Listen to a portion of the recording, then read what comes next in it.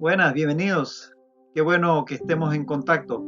Estamos estudiando el Evangelio de Mateo y hoy vamos a continuar con este estudio, por lo cual, como siempre, te animo a tener tu Biblia a mano y donde tomar notas para cualquier detalle que quieras anotar para revisar posteriormente. Y pues sí, sin más, vamos a continuar con el Evangelio de Mateo. Estamos en el capítulo 5, estudiando el pasaje de las bienaventuranzas. Así que estemos listos para iniciar. Padre, gracias por este tiempo, Señor, que tu Espíritu Santo nos guíe a través de tu palabra para poder, Dios, ser conducidos a la verdad y que tú, Señor, transformes nuestra persona para ser conforme a tu voluntad. En el nombre de Cristo Jesús. Amén.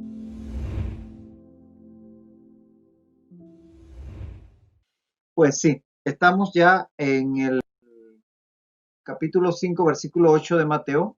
Estábamos por iniciar el estudio de la sexta bienaventuranza y esta dice así en Mateo 5:8. Bienaventurados los de limpio corazón, porque ellos verán a Dios. Esta es la sexta bienaventuranza. Habla de los de limpio corazón y que estos verán a Dios. El Salmo 24, 3 al 4 ya habla de esto. Dice, ¿quién subirá al monte de Jehová? ¿Y quién estará en su lugar santo? El limpio de manos y puro de corazón, el que no ha elevado su alma a cosas vanas, ni jurado con engaño. Entonces, este salmo está completamente en consonancia con la bienaventuranza que estamos estudiando en este momento. Habla de los de limpio corazón, pero antes de detallar más esto, tenemos que entender qué es el corazón. ¿De qué habla la Biblia cuando habla del corazón? El término que se utiliza en el Nuevo Testamento para corazón es el término griego cardia, de lo cual hoy en día todos hemos estado familiarizados. Hablamos de taquicardia, hablamos de el cardiólogo, hablamos de la cardiología. De manera tal que el término cardia es muy conocido por nosotros. Es el término que se traduce como corazón, pero también se traduce como centro o medio. Figuradamente se utiliza de pensamientos, sentimientos, mente. Todo eso se traduce en algunas ocasiones el término cardia. Ahora, muchas veces confundimos el concepto de corazón, el órgano, con el concepto de corazón en el original griego. Y es que nos pensamos que el corazón es el que da el origen al término. Y es al revés, es el término el que da origen a que el órgano corazón se llame así. Es decir, el órgano recibe el nombre de corazón porque es cardia, porque es centro, según la anatomía. Y acuérdense que estamos hablando de términos en el primer siglo de la era cristiana donde no se conocía mucho de anatomía. Se entendía que el corazón estaba en el centro del cuerpo, como más o menos está en el centro del tórax. Entonces, por estar ubicado, como lo entendían en ese momento, como el órgano está en el centro, está en el corazón, está en el centro, en el cardia, entonces a este órgano se le llamó corazón o cardio. O sea, no es que se le llama corazón a las cosas porque es el órgano, no, el órgano se llama así porque está, se asume en el centro, en el cardia. Entonces, cardia significa centro, no se refiere al órgano, se refiere al centro de algo, como hablar del centro de una ciudad, del centro de una nación. Puede ser un centro figurado o un centro físico, pero eso es lo que significa corazón, centro. Ahora bien, en inglés, por ejemplo, para que lo entendamos un poquito mejor, el inglés tiene raíces latinas porque los romanos ocuparon las Islas Británicas por mucho tiempo, pero tiene raíces también germánicas porque los anglosajones posteriormente llegaron. Entonces, en inglés, por ejemplo, hay dos términos. El término heart es el término para corazón y es un término de raíz germánica, anglosajona. Pero el término core o core, que viene del latín de cardia, de core, que se deriva a su vez del griego cardia, que es lo que se relaciona con corazón en nuestro sentido en el español, en realidad no se traduce corazón, se traduce centro o núcleo. Así que usted ve que el término del griego cardia al latín core y a nuestro español corazón, en el inglés significa más bien núcleo, centro. El órgano allá se llama heart por la raíz anglosajona.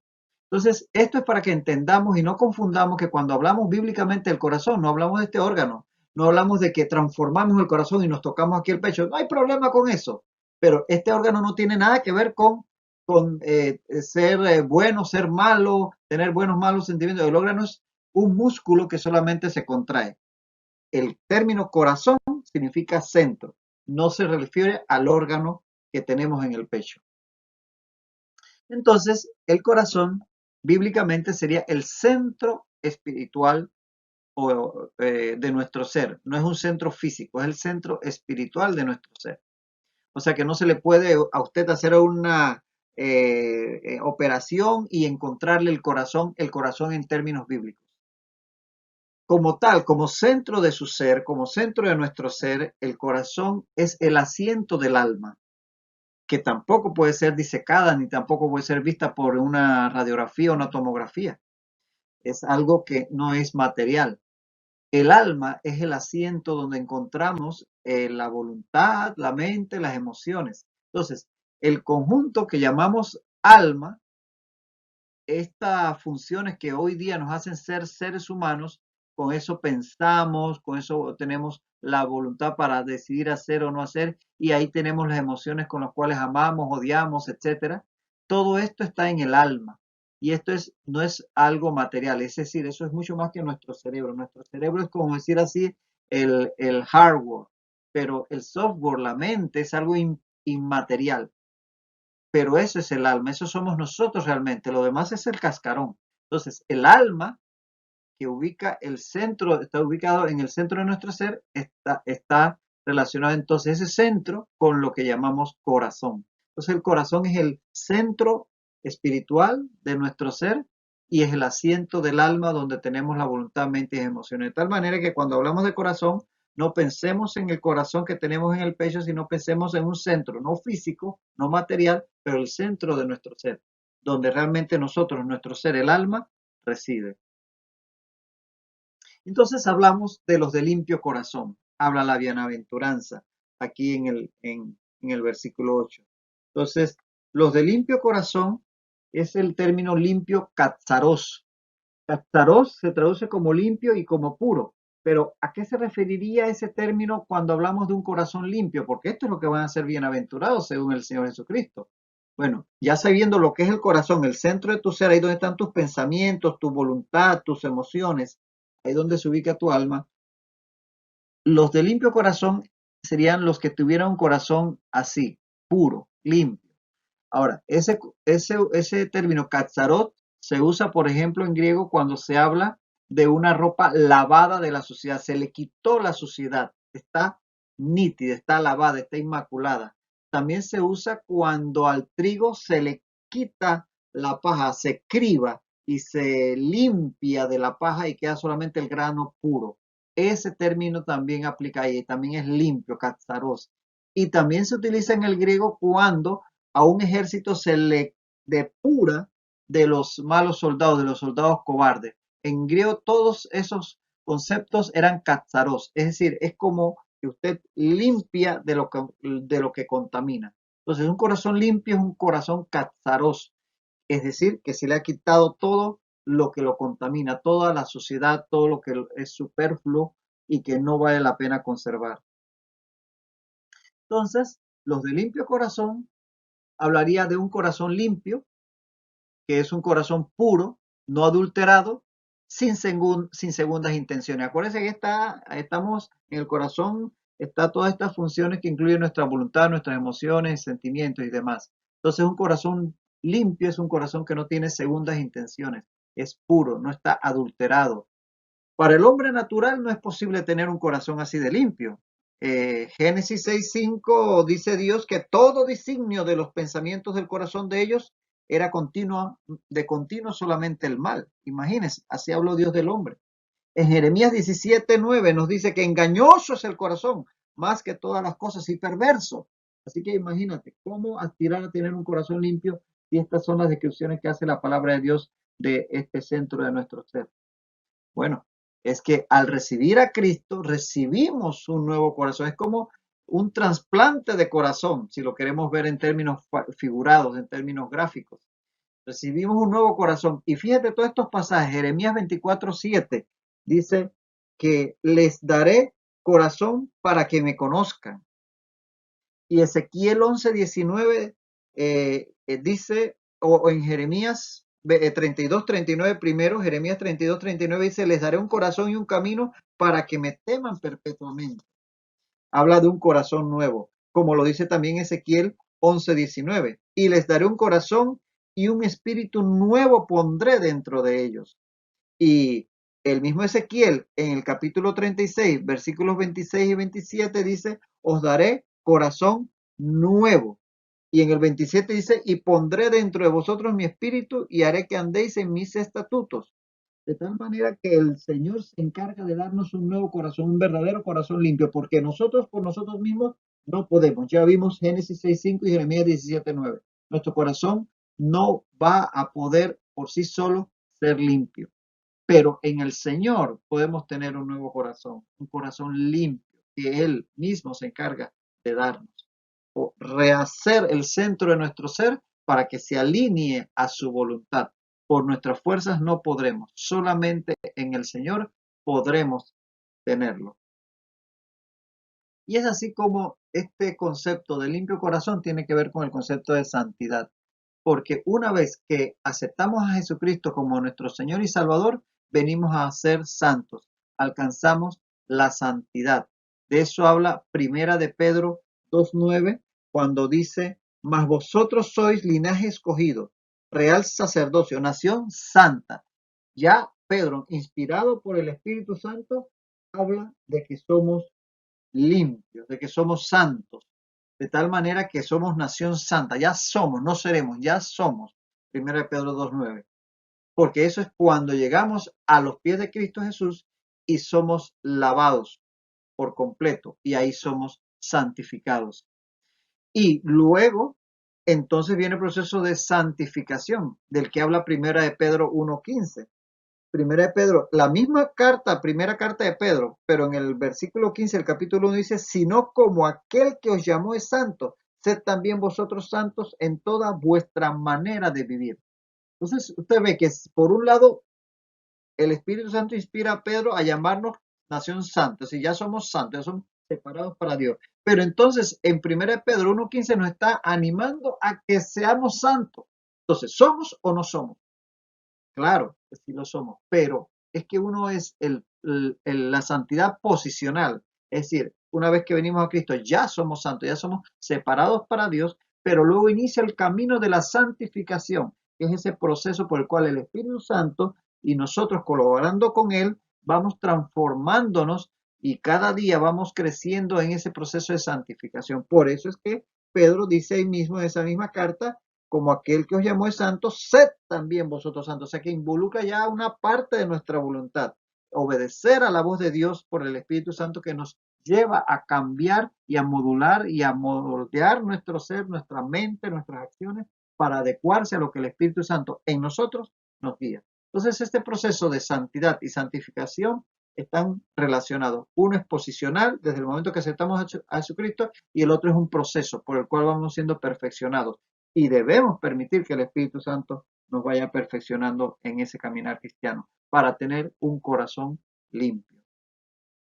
Y dice la bienaventuranza porque ellos verán a Dios, es decir, lo verán. Dice el término griego optanomai, que es mirar fijamente, con ojos bien abiertos, como algo asombroso, inspeccionar fervientemente y de manera continua. Así que no es una mirada de pasada, no es que vamos a, ay, mira, ahí está. No, es un mirar con detenimiento, fijamente, profundamente, como queriendo ver cada detalle, con mucho deseo de conocer.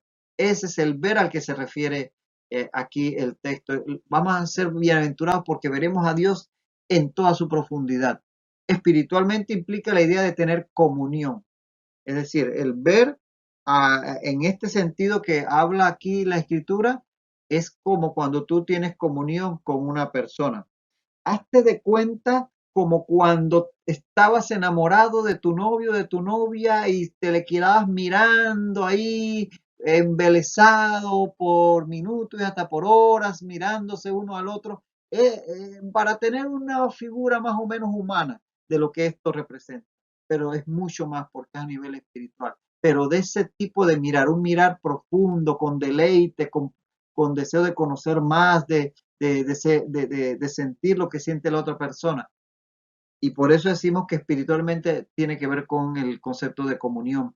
Como dice Apocalipsis 3:20, que el Señor Jesucristo declara que Él está a la puerta y llama. Si alguno oye su voz y abre la puerta, entrará y cenará con Él y Él. Es decir, tendrán comunión. Y de eso tiene que ver este concepto. A ese nivel vamos a llegar si mantenemos y buscamos ese corazón limpio que nos lo da Dios, pero que nosotros debemos caminar en ese proceso de santificación. Veremos a Dios. Ahora, en la vida presente no es posible ver a Dios. Dice Éxodo 33:20, no podrás ver mi rostro, le dijo Dios a Moisés en Éxodo 33:20, porque no me verá hombre y vivirá. Y es que Juan 4:24 dice que Dios es espíritu. Entonces, con espíritu, nuestros ojos físicos en este momento no lo podrían ver.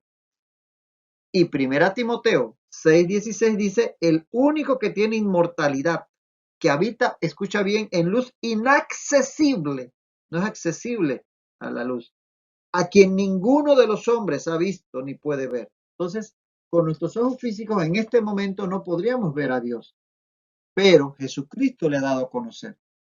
Jesucristo se ha hecho hombre para que podamos conocer a Dios.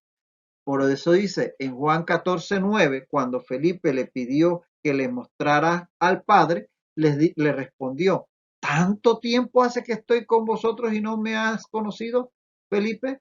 El que me ha visto a mí, ha visto al Padre. ¿Cómo pues dices tú, muéstranos al Padre? Es decir, Jesucristo es la imagen que da a conocer a Dios, es la imagen visible de Dios. Por eso dice Colosenses 1:15 que Él es la imagen del Dios invisible, el primogénito de toda creación. Y Hebreos 1:3 dice, el cual siendo el resplandor de su gloria y la imagen misma de su sustancia. Es decir, que Jesucristo es la imagen visible de Dios, porque Dios es espíritu, de tal manera que no sería posible para nosotros en este momento verlo. Dice en Hebreos 12:14, vemos que el Señor solamente puede ser visto por la fe. Solamente los puros de corazón verán a Dios. Y este texto de Hebreos 12:14 dice, seguir la paz con todos y la santidad, sin la cual nadie verá al Señor. Entonces, por eso es necesario que tengamos corazón limpio, corazón puro, porque sin santidad nadie verá a Dios. Y recuerden que la santidad se alcanza cuando llegamos a Jesucristo, es posicional, y luego viene la santificación. En esta vida, los creyentes vemos a Dios por la fe. Por eso dice Hebreos 11:6, pero sin fe es imposible agradar a Dios, porque es necesario que el que se acerca a Dios crea que le hay, o sea, tenga la fe, y que es galardón de los que le buscan. De tal manera que por la fe podemos ver a Dios. ¿Cómo? Viéndolo en cada pequeño detalle. Porque uno puede ver lo que está capacitado para ver. El ateo, el que no cree que exista Dios, nunca va a ver a Dios aunque Dios se parara delante de él en forma física. Pero nosotros, los que hemos creído por la fe en Jesucristo y hemos sido renovados en nuestro interior, en nuestro corazón, somos capaces de ver a Dios en ese detallito pequeño que de repente no te tropezaste porque en ese momento alguien te llamó y te detuviste, que de repente dicen por casualidad a ti te tocaba llegar en ese momento que estaban entregando algún tipo de donativo y te tocó sin que tú lo buscaras. Cosas como que de repente, qué cosa que tú fuiste ese día y ese día fue que dieron la noticia que te permitió a ti ir a buscar un trabajo y encontraste el empleo. En esos detalles, en esas coincidencias que dice dicen las gentes en la calle, tú puedes ver a Dios porque tú crees en Él. Pero el impío no, el incrédulo no, porque sencillamente lo va a achacar a la suerte, a la casualidad, es decir, que no está capacitado para ver a Dios. ¿Ves tú a Dios en esos pequeños detalles? ¿Eres capaz de ver a Dios en el día a día, en las circunstancias que van ocurriendo a tu alrededor? ¿Cómo Dios mueve los hilos para que las cosas se alineen? Y cómo a veces inclusive te lleva a través de situaciones difíciles a llegar a una situación en donde Él te va posteriormente a bendecir. Seamos gente de fe y tratemos de ver a Dios en todos esos pequeños detalles. Cada uno puede ver solo lo que está capacitado para ver. Entonces es esa fe la que nos permite ver a Dios. Ahora, en la eternidad ya es otro tema. Veremos a Dios cara a cara. Dice 1 Corintios 13:12. Ahora vemos por espejo, oscuramente, mas entonces veremos cara a cara. ¿Ves? Veremos cara a cara al Señor. Dice que ahora conozco en parte, pero entonces conoceré como fui conocido, como me conoció el Señor primeramente.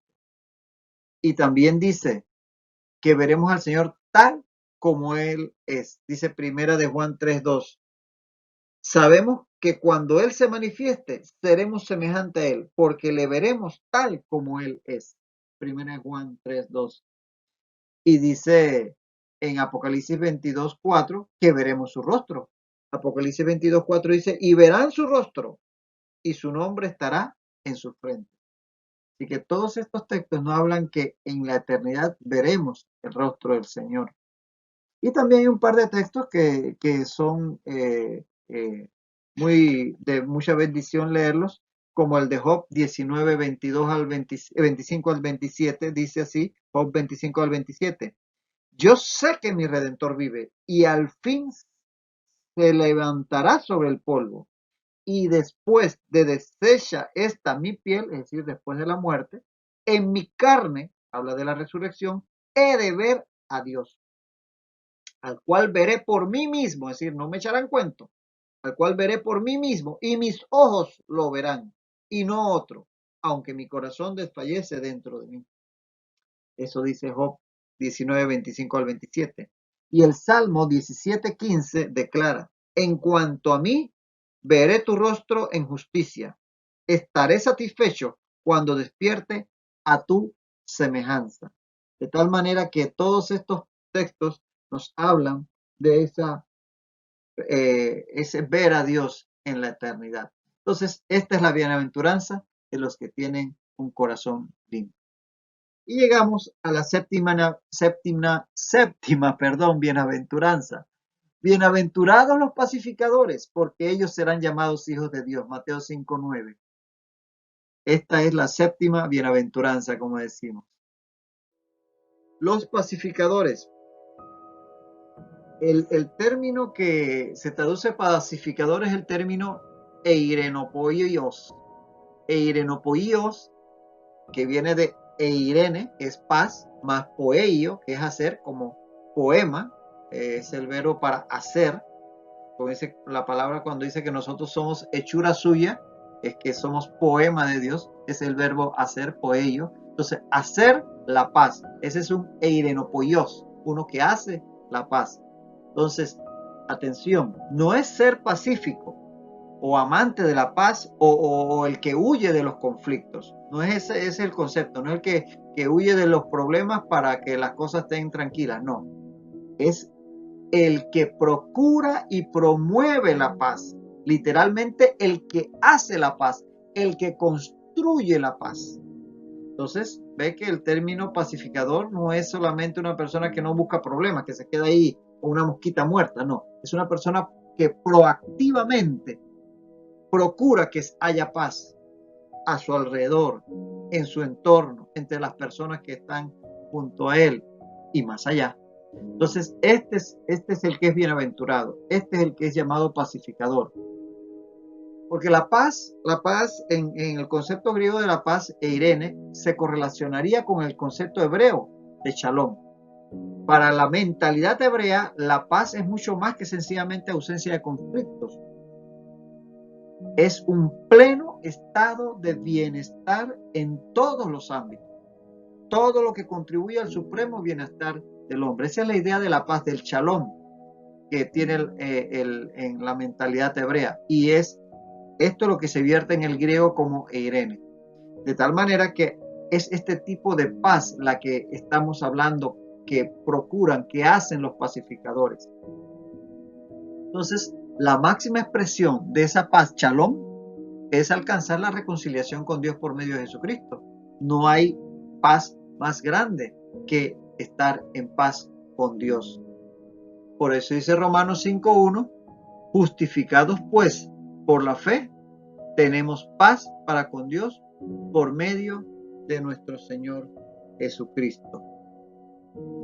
Y a raíz de todo esto, podemos decir que los pacificadores en este contexto serían aquellos que, habiendo recibido la reconciliación con Dios por medio de la cruz, ahora procuran por su mensaje y por su conducta ser instrumentos para impartir este mismo don a los demás, como dice 2 Corintios 5:18 al 20. Vamos a detenernos aquí por hoy. Vamos a detenernos aquí por hoy porque el tiempo ha avanzado y este tema quisiéramos desarrollarlo con más profundidad y sin apresuramiento en la próxima lección. Pero te dejo la interrogante, ya habiendo visto lo que significa ser pacificador en esta bienaventuranza, te dejo la interrogante, ¿soy yo un pacificador? ¿Procuro yo la paz en medio de mi lugar de trabajo, en medio de mi familia, en medio de mi vecindario, entre las personas cuando se reúnen a hablar y a decir bien o mal de este o aquel político, o a decir bien o mal del jefe, o a decir bien o mal de aquel vecino? ¿Soy yo de los que le echo leña al fuego o soy de los que más bien pongo a las personas en reconciliación? Soy un pacificador. Y no solamente en ese sentido, sino de los que llevan la paz, esa paz shalom, que solamente a través de Jesucristo. Es para que meditemos y podamos seguir cada día considerando la palabra de Dios para nuestra guía y nuestra transformación a la imagen de Jesucristo. Nos quedamos aquí. No pierdas el espacio en donde estamos caminando para que el próximo martes o el próximo día que nos encontremos podamos continuar en este punto. Hasta entonces, que el Señor te bendiga ricamente.